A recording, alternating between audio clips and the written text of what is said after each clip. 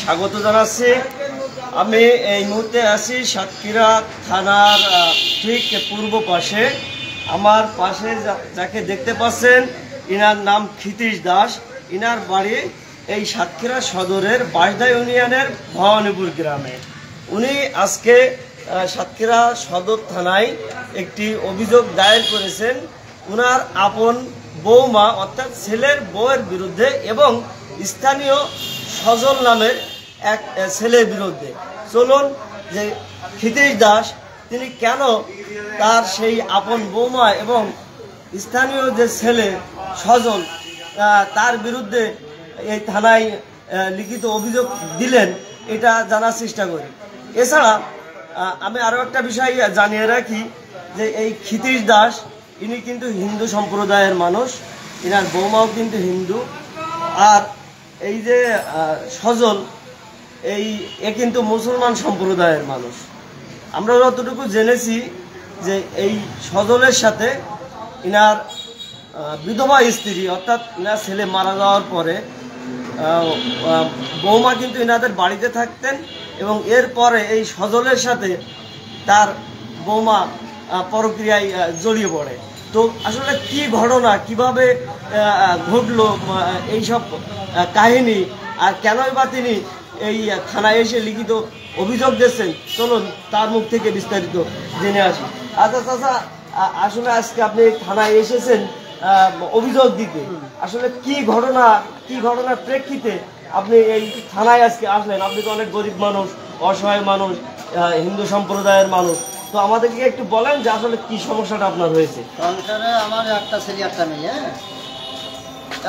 একটা মেয়ে, এখন মেয়েটা বিয়ে দিয়েছে কলারায় আর ছেলেটা ওই হিজল থেকে আমি বিয়ে দেওয়া। এখন আমার স্ত্রী মারা যায়, বিয়ের 2-3 বছর 4-5 বছর পরে মারা যায়। গেলি আমি মনে করি যে বউ ছেলে নিয়ে বাচ্চা কাচ্চা নিয়ে আমি সংসার করি, আমি বিয়ে আর করবো না, আমি ওদের সংসারে অভাব হবে বা ছেলেগুলি কষ্ট হবে, আমি বিয়ে করে নিই। আমি বাচ্চা কাচ্চা নিয়ে মানুষ করি, ছেলেটা নিয়ে মানুষ করি, পোতাপুতি নিয়ে মানুষ করি। এখন এমন সময় আমার ছেলের ব্লাড ক্যান্সার দিয়েছিল, এখান থেকে 1 বছর 3 মাস আগে ব্লাড ক্যান্সার দিয়ে ছেলে মারা যায়। ঢাকায় নিয়ে গেলাম, আটটাকে আরিসার মাঝখানে ফেরির উপরে মারা যায়। এবারটা বৌমা থাকে আমার কাছে থেকে তো অবৈধ কাজ করে বা ওই এর আগেও আমি মেয়ের মতো মানা করেছি, তা শোনে না শোনাতে আজহারুল মাস্টারের ছেলে ওই সাজল ওইটি আগেও এসে একদিন এরকম তাইলাম, আবার এই শেষের দিনও আমি এরকম ধরে ফেলছিলাম। তা আমি তো গায়ে বলে পাইনি, তা আমি হলো আপনার হলো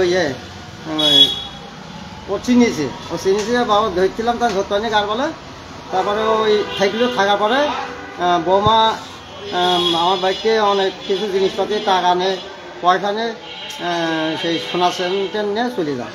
যাই ওখান থেকে হুমকি দেয় যে আমার নামে কেস করবে, তা করবে। তাই আমি থানায় আসি, থানায় গিয়ে আমি এই আশ্রয় নেওয়ার জন্য আমি একটা অভিযোগ দিয়েছি। এই আপনার বৌমা কি শুধু আপনাকে হুমকি দিয়েছে নাকি আর কেউ হুমকি দিয়েছে? দুই পার্টি এই যে সজল এরা আপনাকে হুমকি দেবে কেন? এরা ওই জায়গায় ওই বইয়ের জন্য আমার ওই একটু হুমকি দিচ্ছে যে আমাদের নামে দই দিতে হবে।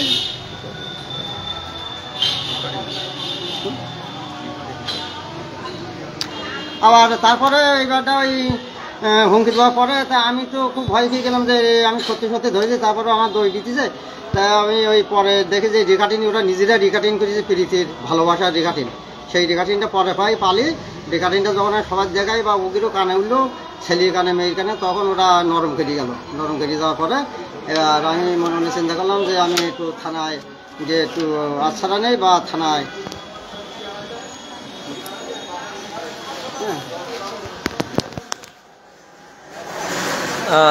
দর্শক, আপনারা জানলেন যে এই যে ক্ষিতীশ দাস ইনি হিন্দু সম্প্রদায়ের মানুষ।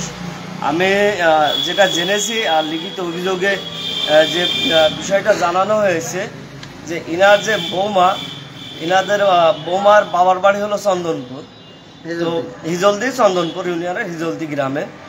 তো এই বৌমা সাথে এই যে আফজালুল মাস্টার ওর যে ছেলে সজল, এরা কিন্তু পরকীয়ায় জড়িয়ে যায় এবং এইটা নিয়ে তাদের পারিবারিকভাবে অশান্তির সৃষ্টি হয়।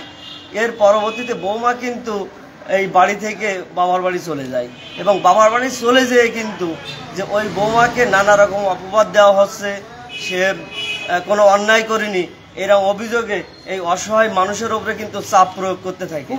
এর পরবর্তীতে কিন্তু এই যে আফজালুল মাস্টারের ছেলে সজল, এর সাথে এই ইনার বৌমার একটি কল রেকর্ড ফাঁস হয় এবং যে কল রেকর্ডে আসলে তারা যে অবৈধ সম্পর্কে লিপ্ত বা তাদের সাথে যে পরকীয়া সম্পর্ক ছিল বেশ কয়েক বছর যাবৎ, সেটা কিন্তু এলাকায় ছড়িয়ে যায় এবং প্রত্যেক মানুষের কাছে কিন্তু এই রেকর্ডিংটা চলে যায়।